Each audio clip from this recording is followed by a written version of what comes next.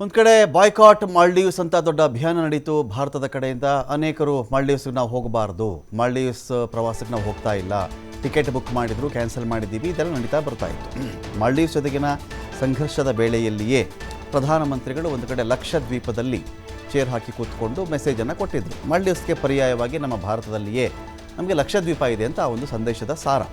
ಇದೀಗೇನಾಗಿದೆ, ಇದೇ ಮಾಲ್ಡೀವ್ಸ್ನ ಒಂದು ಕಡೆ ಬಾಯ್ಕಾಟ್ ಅಭಿಯಾನ ನಡೀತಾ ಇರೋ ಹೊತ್ತಲ್ಲೇ ಕೇಂದ್ರ ಸರ್ಕಾರದ ಕಡೆಯಿಂದನೇ ಮಾಲ್ಡೀವ್ಸ್ಗೆ ಸಹಾಯ ಹಸ್ತವನ್ನು ಚಾಚಲಾಗಿದೆ. ಈ ಕಡೆ ಹಣವನ್ನು ಬಿಡುಗಡೆ ಮಾಡಲಾಗಿದೆ. ಮಾಲ್ಡೀವ್ಸ್ ಪರ ಹಾಗಾದರೆ ಭಾರತ ಸರ್ಕಾರ ಸಾಫ್ಟ್ ಕಾರ್ನರ್ ಅಥವಾ ಮೃದು ಧೋರಣೆಯನ್ನು ತಾಳ್ತಾ ಇದೆಯಾ? ಈ ಪ್ರಶ್ನೆ ಇದೆ ಇಲ್ಲಿ. ಮಾಲ್ಡೀವ್ಸ್ಗೆ 417 ಕೋಟಿ ರೂಪಾಯಿಗಳಷ್ಟು ಫಂಡನ್ನು ನರೇಂದ್ರ ಮೋದಿಯವರ ಸರ್ಕಾರ ಸ್ಟೇಟ್ ಬ್ಯಾಂಕ್ ಆಫ್ ಇಂಡಿಯಾ ಮೂಲಕವಾಗಿ ಬಿಡುಗಡೆ ಮಾಡಿದೆಯಾ?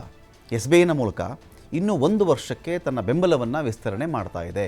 $50 ಮಿಲಿಯನ್. ಇಷ್ಟು ಸಹಾಯ ಮಾಡಿದ್ದಕ್ಕೆ ಧನ್ಯವಾದ ಅಂಥೇಳಿ ಮಾಲ್ಡೀವ್ಸ್ ಕೂಡ ಒಂದು ಕಡೆ ಹೇಳಿದೆ.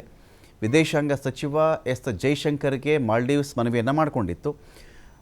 ಇದೇ ಭಾರತದ ಸೈನ್ಯಕ್ಕೂ ಒಂದು ರೀತಿಯಲ್ಲಿ ಮುಜುಗರ ಉಂಟು ಮಾಡೋ ಸನ್ನಿವೇಶ ಎದುರಾಗಿತ್ತು ಮಾಲ್ಡೀವ್ಸ್ನ ಕಡೆಯಿಂದ. ಭಾರತದ ಸೈನ್ಯವನ್ನು ಇಲ್ಲಿರ್ತಕ್ಕಂಥ ಹೆಲಿಕಾಪ್ಟರ್ ಅದು ಇದು ಎಲ್ಲರೂ ಆಚೆ ಹೋಗ್ಬಿಡ್ಬೇಕು, ಮಾಲ್ಡೀವ್ಸಲ್ಲಿ ಕೂಡುದು ಎಲ್ಲ ಮೆಸೇಜ್ ಬಂತು ಮಾಲ್ಡೀವ್ಸ್ನ ಕಡೆಯಿಂದ. ಸೈನ್ಯ ಅಲ್ಲಿಂದ ವಾಪಸ್ ತಗೊಂಡಿದ್ದು ಆಯಿತು, ಎಲ್ಲ ಸೈನಿಕರು ವಾಪಸ್ ಬಂದಿದ್ದು ಆಯಿತು. ಇದೆಲ್ಲ ಆದಮೇಲೆ ಇವಾಗ ಚೆಕ್ ಮಾಡಿಕೊಂಡ್ರೆ ಇದೇ ಭಾರತ ಸರ್ಕಾರದ ಕಡೆಯಿಂದ ಮಾಲ್ಡೀವ್ಸ್ಗೆ 417 ಕೋಟಿ ರೂಪಾಯಿಗಳಷ್ಟು ನೆರವು ಹರಿದು ಹೋಗ್ತಾ ಇದೆ. ಇನ್ನೂ 1 ವರ್ಷಕ್ಕೆ ಬೆಂಬಲ ವಿಸ್ತರಣೆ ಮಾಡ್ತಾ ಇದ್ದೀವಿ ಅಂತ ಕೂಡ ಮೆಸೇಜ್ ಬಂದಿದೆ ಭಾರತದ ಕಡೆಯಿಂದ. ಮಾಲ್ಡೀವ್ಸ್ನ ವಿದೇಶಾಂಗ ಸಚಿವ ಮೂಸಾ ಜಮೀರ್ ಮನವಿಯನ್ನು ಮಾಡಿಕೊಂಡಿದ್ದರು. ಭಾರತಕ್ಕೆ ಭೇಟಿ ನೀಡಿದ್ದಾಗ ಮೂಸಾ ಜಮೀರ್ ಕಡೆಯಿಂದ ಮನವಿ ಇತ್ತು.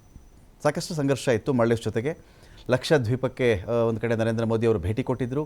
ಲಕ್ಷದ್ವೀಪ ಭೇಟಿ ವೇಳೆಯಲ್ಲಿ ಪ್ರಧಾನಿ ಮೋದಿ ವಿರುದ್ಧವಾಗಿ ಅವಹೇಳನಕಾರಿ ಹೇಳಿಕೆ ಮಾಲ್ಡೀವ್ಸ್ನ ಸಚಿವರ ಕಡೆಯಿಂದ ಬಂದಿತ್ತು.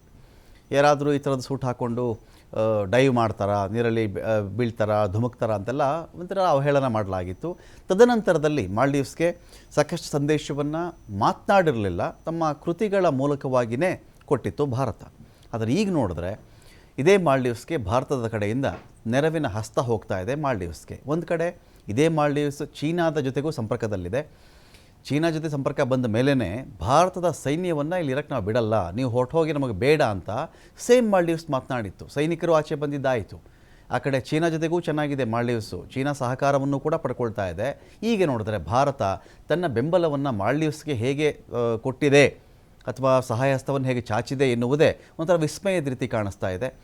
ಇನ್ನು ಮಾಲ್ಡೀವ್ಸ್ನ ಸಚಿವರು ಕೂಡ ಬರ್ಕೊಂಡಿದ್ದಾರೆ ಇದರ ಬಗ್ಗೆ. ಥ್ಯಾಂಕ್ ಯು, ನಮಗೆ ಈ ನೆರವನ್ನು ಕೊಟ್ಟಿದ್ದಕ್ಕೆ ಥ್ಯಾಂಕ್ ಯು ಅಂತ ಹೇಳಿದ್ದಾರೆ.